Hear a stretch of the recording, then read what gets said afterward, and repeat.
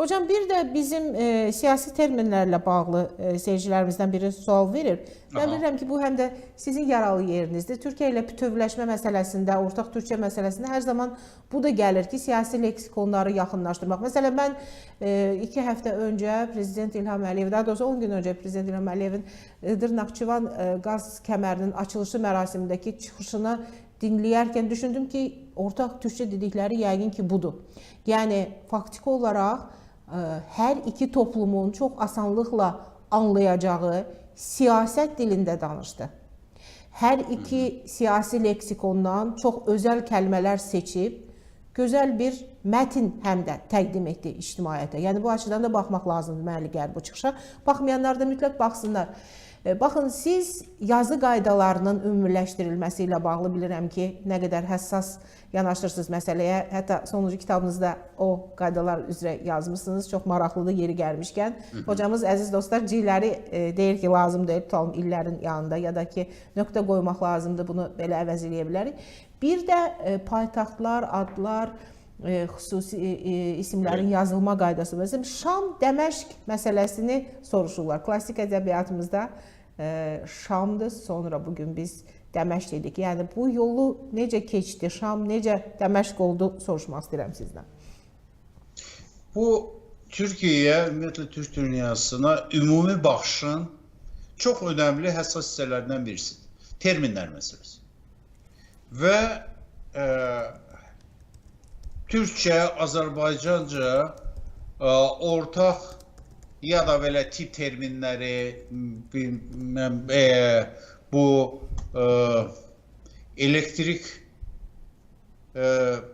elektronika ilə filanla bağlı terminlər kitabına mən rast gəlmişim. Bu yaxşıdır. Amma ümumi münasibət olmalıdır. Baxın, o sizin də qeyd elədiyiniz o çıxışda bizim istifadə elədiyimiz, amma kökü farsça olan, kökü ərəbcə olan sözlərdən biz bəzi adamlar, o Türk düşmanları elə yapışırlar ki, elə bir öz doğmasını müdafiə edirlər. Əslində qalanda o çox misal çəkmək olar.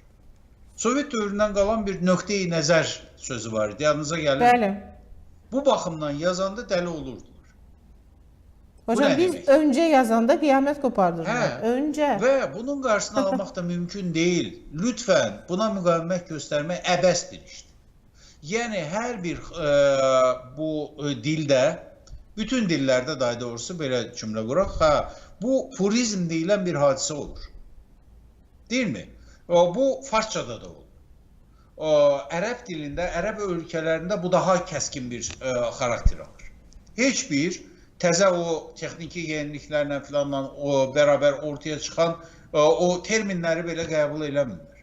Bu, fransızcada da var. Fransız bu dil akademiyası bu məsələdə çox mühafizəkardır. Yəni, istəmir başqa dillərdən keçsin.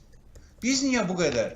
Baxın, orta əsrlər dövrü o klasik bizim ədəbiyyatımızı oxuyanda, Füzulini oxuyanda biz yaxşı mı başa düşürük? Yox. Nurattin müəllimin bu bizim indi anladığımız o dilə sadələşdirilmiş şəkildə tərcümə olunan bir kitab var. Nurattin Rızanı deyirəm.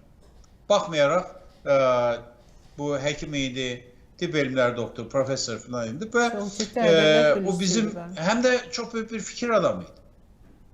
Biz deyək ki Nəsimini, deyək ki Füzulini oxuyanda yaxşı mı başa düşürük? Yox. Lüğətlə belə anlamaq mümkündür. Tək onun dərinliyinə görə yox.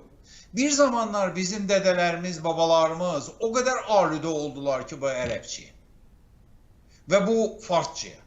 İndi belə onu dildən çıxardanda narahat oldular bəzilər. Və o adamlar ki, bizim o sözlərin ərəb, fars sözləri olmasını da bilmirlər.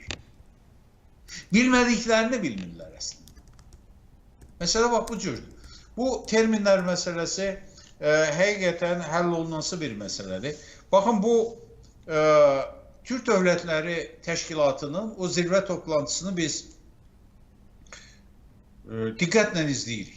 Hər dəfə toplantı olanda zoramız çoxdan da olmayıb, gərək olsun. Bəli, çünki dünyanın Türkiyənin də gündəmi başqa arınmır. ortalığı. Hə, və ondan çox şey gözləyirik. Amma Türk dövlətləri təşkilatlarının yan bu quruluşları var. Yəni Türk Akademiyası kimi.